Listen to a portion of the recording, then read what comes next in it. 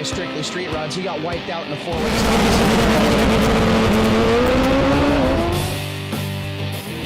Have the most talented guy in there, but if he's not driving it, the rest of the crew is just back. Drives the truck, drives the car, he flies the plane. Did you get paid 3 times? No. This show, top 5 in America.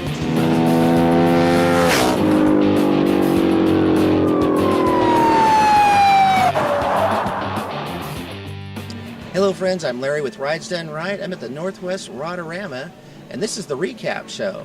We got plenty of interviews this weekend, more than we did even last year, which is pretty surprising when you consider some of the things we were up against, but they turned out great. We're going to go through kind of an overview and let you know what's going to be contained in this recap. In this recap show, we'll show pieces of some of the profile interviews that will include Peggy Cook's 32 Ford Coupe, Carly Brogren's custom 37 Lincoln Zephyr, Shawn Patrick's tricked out red Impala, Mario Pipkin's Lamborghini Murcielago, John Uzbasic's 37 Chevy drag car, Dave Craver's sprint car called the Lone Ranger, a look at some of the Bel Airs, a nice variety of muscle cars, rat rods. Easy Desert Lowrider Club brought even more cars this year, and we'll have a visit with Northwest Rodarama's voice, which is Lance Lambert. And we'll talk some about the Northwest Rodarama's Hall of Fame. Well, we got an interview with Peggy Cook, and if you remember last year, her husband Bob Cook had a cross between a Chevy Bel Air and a Hemi engine, and which is always fun to do. He's a great builder. He went out and built a car for his wife, and she had certain requirements and things she wanted to do with it. Let's watch a few snippets of that interview. Bob built this car. Bob built this car. It's his 4th or 5th build. Wow. Man, I mean, I thought I saw it all last year, but this car, I mean, this is just the quality of cars he builds. He builds beautiful cars. He built a 1932 Ford Roadster, and when it was all done, I asked him where the windows were. And he, of course, said, "It's a Roadster." And I said, "Yeah, but where are the windows?" So I said, "Well, if you build me my 32, you can take your windowless car, and I'll take one that has windows, air conditioning, heated seats, everything I need." What I admire so much about Bob's builds are he does all the work except the upholstery and the paint. And if he knew how to do that or had a paint booth, he would probably do it. But he doesn't, and he makes all the little gadgets and, well, you saw the 55 and all the little Hemi signs. He makes those himself. That's cool. He's such a fabricator. Carly Brogren was one of the earlier interviews we did, and we looked at her bright orange Lincoln Zephyr, which is really customized, and she put a lot of effort out to go find this car, chased it down, made the purchase, and we got to get all over it, great photos, and got to have some good conversation with her. And let's take a look at and see what we talked about. Started negotiating in December and finally got it delivered in February. In February, that's a pretty new scenario. Yeah. And how many shows have you done then? This is my first show. First show, all right. Now, have you shown cars before, Carly? Yes. Oh, you have. So this isn't new to you. Well, not an indoor show. My car wasn't really indoor worthy, my street rod, but this one definitely is. So we'll be hitting all the smaller shows from here on out. But That's cool. Yeah. Well, it's a little different doing an indoor versus an outdoor, though, because outdoors you can sit right beside your car. Exactly. It is bagged, and so it's a little bit of a rough go. It's not as comfortable as I'd hoped it would be, but I didn't buy the car for comfort, so... well, George Barris signed it, so he did give it an award, and that was the most... Wow. Yeah, George Barris did give it an award at the Concours d'Elegance. I talked to the builder of a customized red Impala, and that was Shawn Patrick, and he had an interesting story where the dad died, and 13 years later, the son took that car that his dad owned for years and rebuilt the car, went through ground up, and this is a customized Impala. The bubble tops look great, and let's see some of how that went. Well, from when his dad bought it, probably 2 years after 60, drove it, pretty much drove the family around in it, and then it just got parked. The dad passed away about 13 years ago, and with the son wanting to tribute to his dad to rebuild it, build something that really stood out. And to pick Ferrari red, I mean, it stands out with Ferrari red. You just sting out there. The good thing with that color is it makes all the chrome pop. Everything else kind of just enhances with that color. Art Brass in Seattle chromed the bumpers, polished all the stainless, did all that. One thing he had to have done, though, is the 2 spears on the side of the fenders, he had to have custom made in California. And it was a pretty penny because they don't reproduce them. The ones he had dings in it. And so what he did is he sent one down to California, and this guy built a mold and built those things. So now they can be reproduced for the 60 Impalas so that people now can buy these nicely new done spears. In the engine compartment, with the factory numbers matching 348, he had built by Randy's Johnson Machine out in Tumwater, 505 horsepower, 500 pounds of torque. If you really look close, if you look on the back firewall, there's a coil back there, but it's an octagon-shaped coil that you don't see very much. I had to hand build the holder to put that in because they don't make them. So it's either you just screw it to the wall, but I built that, which was kind of cool, so it makes it different. And then building, he wanted vintage air. Everybody wants AC in their old plastic cars like that. So Vintage Air sends you these really black plastic things to mount to the bottom of your dashboard. I was like, no, I'm not having that. So everything is all hand-built with a 1960 Impala steering wheel emblem in the center, since he went with an aftermarket steering wheel. So that way, and all his air ride systems to the left, so it's all mounted, so you can just push buttons and not worry about anything. And just little things like that adds a touch to the car that makes it a little crisper and cleaner than just a normal 60. One of the unique cars that we found here was a Lamborghini. Now, when you look over the whole normal scene, at least from what I've seen so far here, we haven't seen exotics. So it was pretty cool to walk into the place, see a black Lamborghini, and we had a chance to talk to Mario about this real recent purchase. It turns out he bought the car within 48 hours of this show, and he was pre-registered with another car. So he brought the Lambo in, and we got to look it over and spend some time with him, and let's hear some of that. Yeah, Lamborghini Murcielago. How many Lamborghinis you owned in your life? This will be the first one. The first one? Absolutely. Man. So let's talk about how long ago did you get it?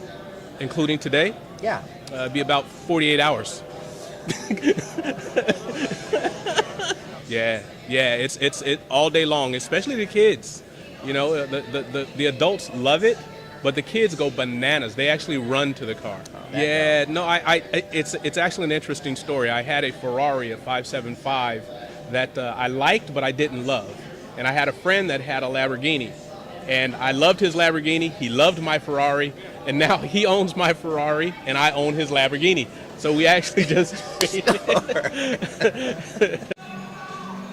Well, we don't usually do walk-ups, but this guy comes up to us at the show, and he says, do you know how I could get photos of my car for the show? And we asked what his car was, and it turned out he was one of the profile interviews that we had already picked. So it was pretty funny that he wanted photos, and we gave him a little more than photos. We gave him an interview.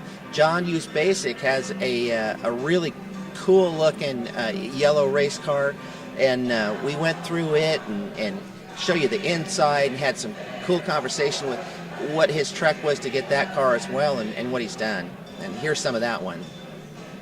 It's a 1937 two-door Chevy Coupe, running in a quarter-mile drags. It's runs around 770s and a quarter mile at about 170 to 180 miles an hour. It's a handful, but looking forward to doing some shakeout runs this year with it.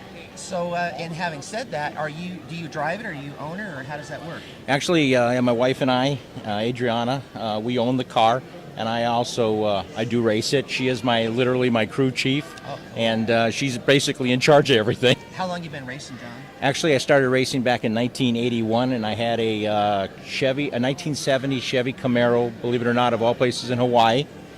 And then about 13 years later, I was transferred back to the mainland through my organization of the company I work for.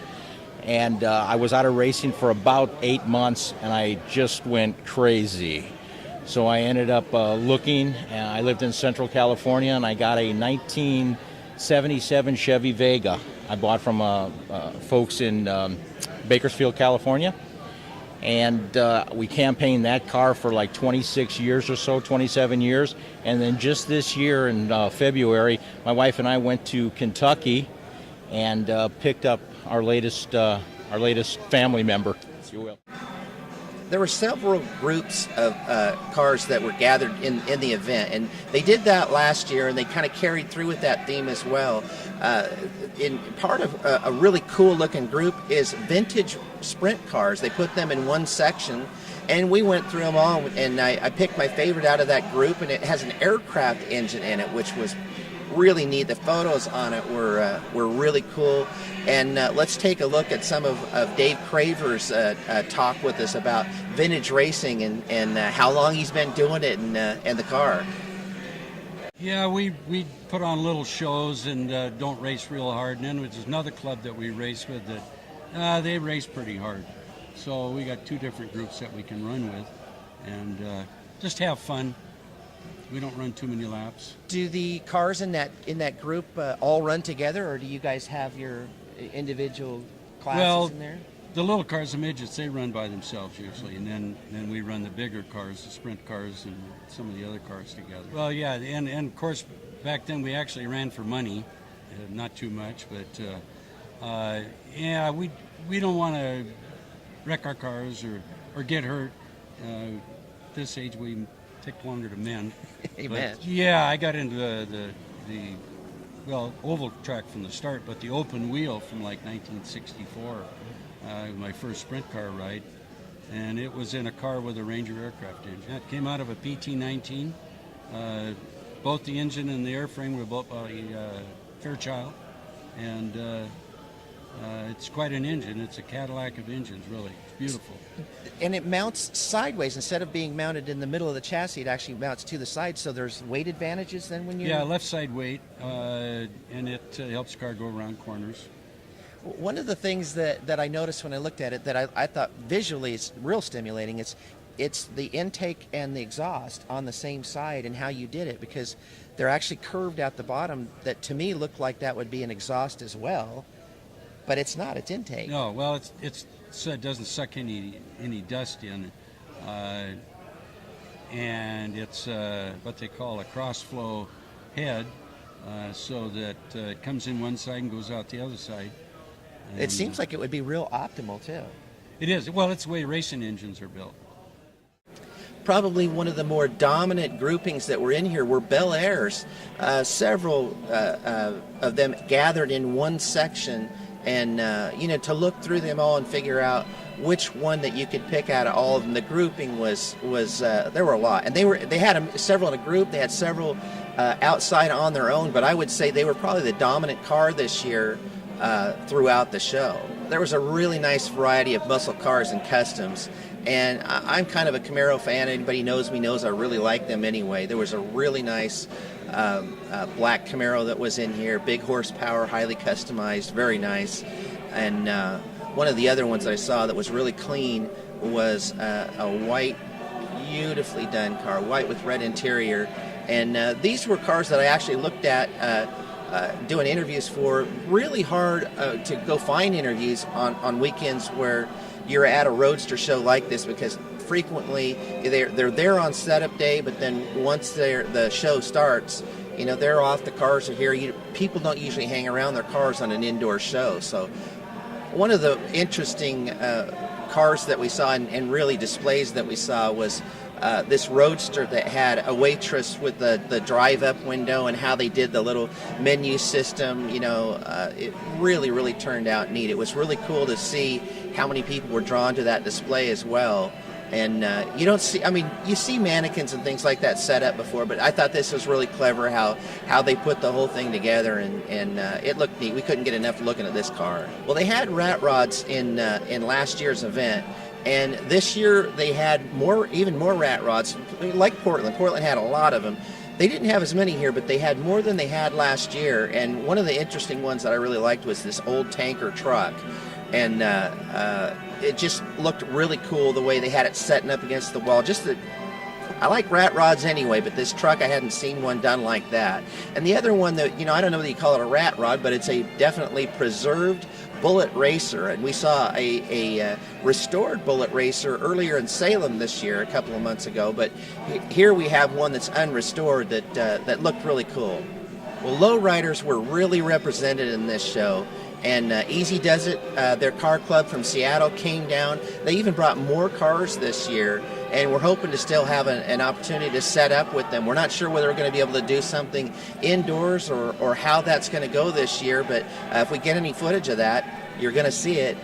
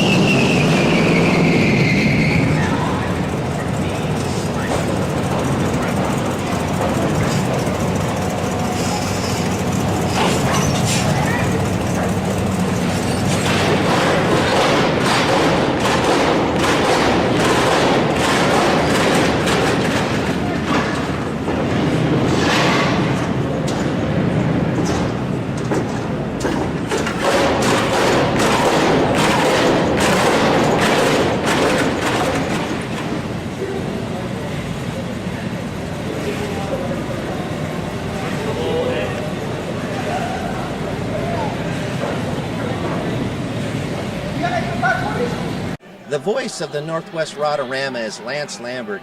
He came over and we ran into each other in Portland and shared some stories, and here's a little bit of that. I had a guy that wanted to fight me at a show, and that was Boy, you really got me curious when you say that. All the little things. Yeah. He do tell. Okay. Well, it was the Covington Les Schwab tire store. It was a car show there, and I was interviewing Ted Palos, who I had just met him that day, and we later became very close friends over the years.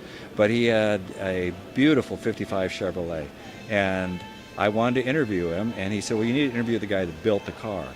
And the guy's name, his name was also Tim. And I asked Tim if I could do an interview, and he was very firm in the no. And so, okay, fine. But for some reason, I was feeling kind of rude that day, I guess. And every time I saw him at the show, when he'd go by, I would point the mic at him, or I'd make like and he failed to see the brilliant humor. Well, the main prizes that you're going to see here at the Northwest Rodarama revolves around the Hall of Fame inductions. There are two awarded each year, and they're voted in by everyone that's a participant in the show.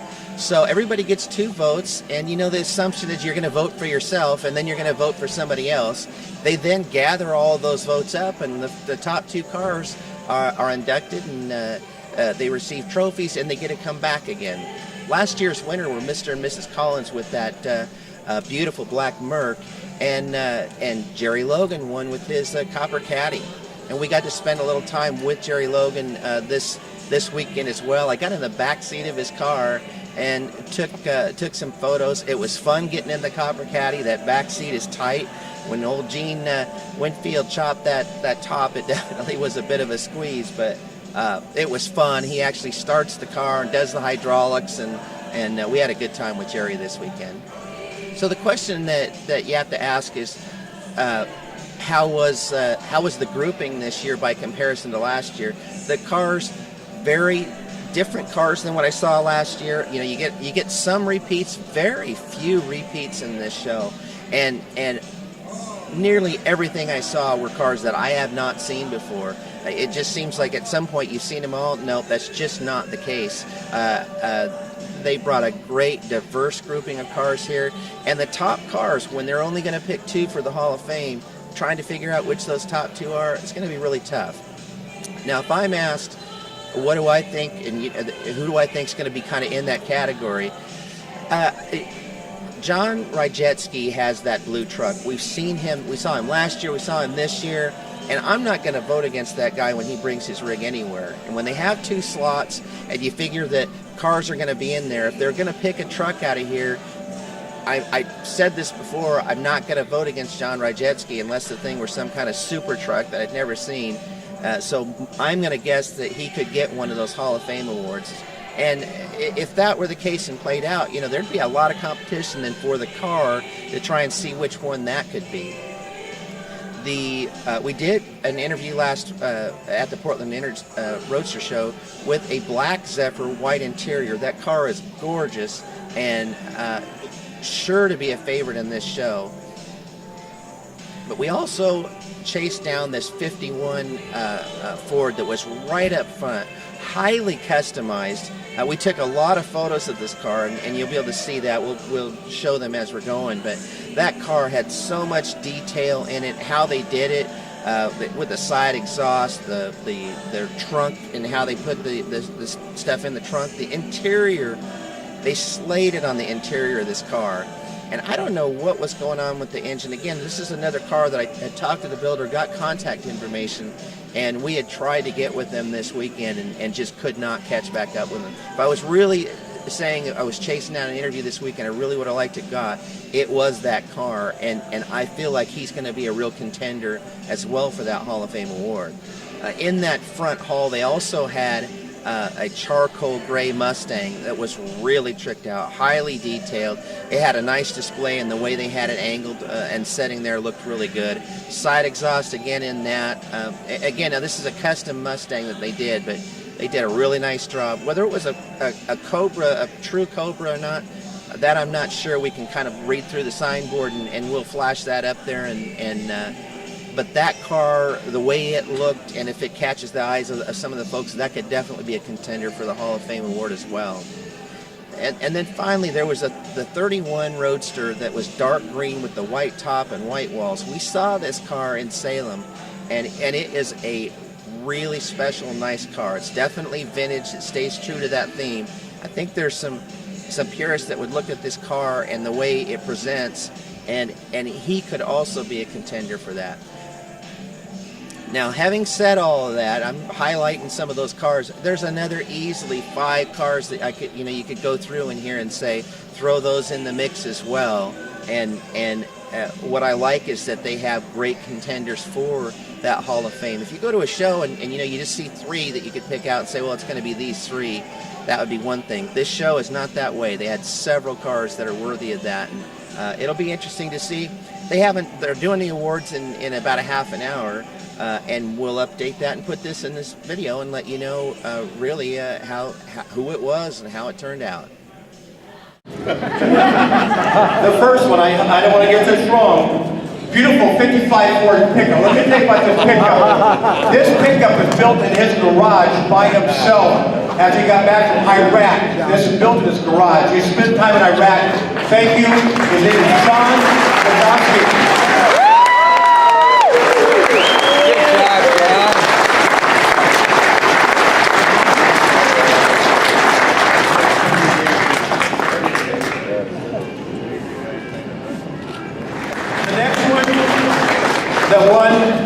We don't have time to finish this.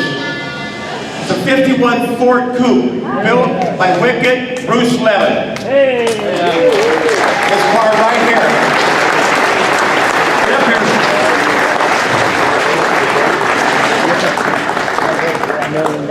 This car did real well down at the Grand National in Pomona also. This is a builder.